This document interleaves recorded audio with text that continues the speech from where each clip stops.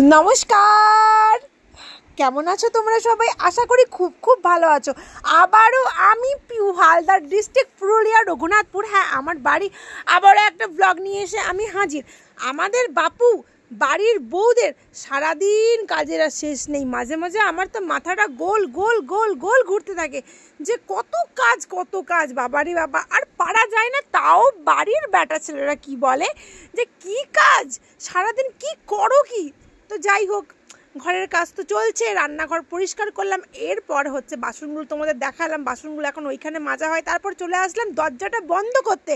Main দরজা এটা আমার ঘরের, সবাই আসে, সবাইকে বলি দরজাটা বন্ধ করে ঢুকবে, কিন্তু না, সবাই এক কান দিয়ে শুনে এক কান দিয়ে বার করে, আর আমি আমার বলতেই থাকি। আর এটা আমার ছেলের হচ্ছে জলের গোডাউন, আমার ছেলে জলের ব্যবসা করে, তার সাথে এটা আমার ছেলের বেডরুমও। হ্যাঁ, এখানেও ঘুমায়, ছেলে বড় হয়েছে তো ওরও তো একটু প্রাইভেসি দরকার, তাই না? যাই হোক, ওখানে একটু বসে একটু ভিডিও করে নিই। এরপর চলে আসলাম, দেখো মেশিনে আমার কাপড় রয়েছে। হ্যাঁ, মেশিনে আমার কাপড় রয়েছে, সেইগুলো ধুতে রয়েছে।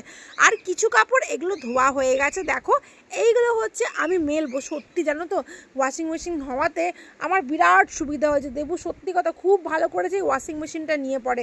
হ্যাঁ, কাজের কাকিমা আছে যে আমার বাড়িতে কাজ করে, মানে হেল্পিং হ্যান্ড, সে তাকে দিয়ে শুধুমাত্র আমি বাসনটাই আর কি ধোয়াই, আর উঠানটা ঝাড় দেয়। তাও বেশিরভাগ আমি উঠানটা ঝাড় দিই বা জল দিয়ে ধুয়ে দিই। তো যাই হোক, মেশিনটা হওয়াতে আমার খুব সুবিধা হয়েছে। এই দিকে আমি চলে আসলাম।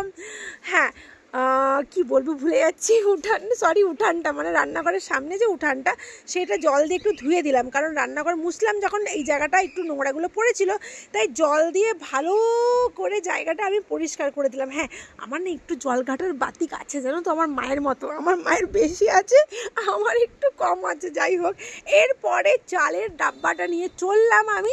হ্যাঁ, চাল ভরবো। দেবু নিয়ে এসেছে চাল, কিন্তু চালটা আমার বস্তাটা খুলে ভরা হয়নি, তাই আমি এখানে চালের ডাব্বাটা নিয়ে নিয়েছি।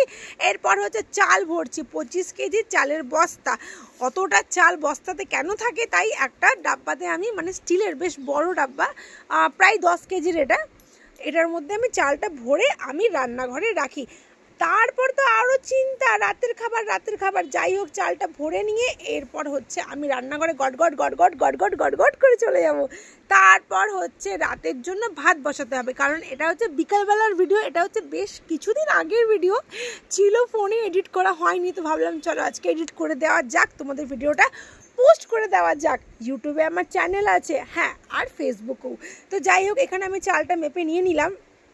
রাতে ওরা ভাত খাবে, আর সকালের জন্য জল ঢালা ভাত যেটা বাজবে সেটা জল ঢালা ভাত হয়ে যাবে। তার জন্য আমি ভাত এখানে চাল আমি হাঁড়িতে গুছিয়ে নিলাম। এরপর আমি চলে আসলাম হচ্ছে ওয়াশিং মেশিনে কাপড়গুলো, যেই কাপড়গুলো ধোয়া হয়েছিল, হ্যাঁ ধোয়া কাপড়গুলো আমি ড্রাইও করে নিয়েছিলাম। ওয়াশিং মেশিন নেওয়াতে কিন্তু আমার আরেকটা সুবিধা হয়েছে, বর্ষাকালে বা তাছাড়া যখন রোদ থাকে না, আমি কাপড়গুলো ভেতরে ড্রাই করে মেলে দিই। এটা আমার কিন্তু খুব সুবিধা হয়েছে, বিশ্বাস করে এত সুবিধা হয়েছে যে বলার নেই। যাই হোক, সমস্ত কাপড়গুলো আমি বালতিতে ভরে, প্রচুর কাপড় আমার বেরোয় গো, আসলে বাড়িতে বাচ্চা থাকলে যা হয়। তো যাই হোক, কাপড়গুলো আমি নিয়ে নিলাম। এদিকে দেখো ড্যানিও কিন্তু আমার পায়ে ঘুরতে থাকে। যাই হোক, ওকে না আমরা গোডাউনে ঢুকতে দিই না। হ্যাঁ, ও জানে যে মা আমাকে বকবে, তো গোডাউনে ও ঢোকে না। হ্যাঁ, রান্নাঘরেও ঢোকে না। এখানে প্লাগ পয়েন্টটা হয়নি গোডাউনে, কারণ হচ্ছে গোডাউনটা রং করতে পারিনি, আমার ছেলে রং করবে তারপরে প্লাগ পয়েন্ট হবে, তাই এরকম উবড়ো খাবড়ো হয়ে তারগুলো সব ঝুলছে। আর যাই হোক, আমার বাবা এসেছিলো, তার আমাকে লাগিয়ে দিয়েছিল কাপড় টাঙানোর জন্য, কাপড়গুলো আমি টাঙিয়ে নিলাম। এরপরে কিছু কাপড় আমার ছিল, শুকনো কাপড়, সেইগুলো নিয়ে আমি বাড়ি যাচ্ছিলাম। আর না সুন্দর হাওয়া দিচ্ছিল, আহা, আমি শাহরুখ খানের মতো হাত ছড়িয়ে হাওয়া খাচ্ছিলাম। এরপর আমি দেখো রেডি হয়ে গেছি, শাড়ি পরে আমি যাব হচ্ছে ঠাকুরের কাজে, ডিপি ওয়ার্কে। হ্যাঁ, দীক্ষাপত্রর কাজে। আমি শ্রী শ্রী ঠাকুর অনুকূল চন্দ্রের দীক্ষিত। তো দীক্ষাগুলো ঠিকঠাক বেঁচে আছে কিনা, মানে যারা দীক্ষিত তারা ঠিকঠাক সব কিছু করছে কিনা, তারা কেমন আছে, তারা ভালো আছে, তাদের খোঁজ নেওয়ার জন্য আমাদের একটা মহিলা টিম আছে। হ্যাঁ, ডিপি ওয়ার্ক যারা আমরা করি, আমরা প্রায় দিন বেরোই। তোমরা ভাবে এতক্ষণ কাজ করছিল, আবার শাড়ি পরে রেডিও হয়ে গেলে, আরে এই ভিডিওগুলো সব খণ্ড করে নেওয়া হয়, তারপরে এডিট হয়। যাই হোক, আমি ডিপি ওয়ার্কে যাওয়ার জন্য একদম শাড়ি পরে রেডি, আর নিয়ে নিয়েছি আমার এই প্রিয় ব্যাগটা। যারা তোমরা ভিডিও দেখেছো যে আমি এই ব্যাগটা প্রায় নিই। হ্যাঁ, খুব প্রিয় টেডি বিয়ার ব্যাগটা আমার। আরে যতই বয়স বাড়ুক, দিল তো বাচ্চা হ্যাঁ, যে বাচ্চারা জানো তো এই ব্যাগটা দেখলে কি আদর করে।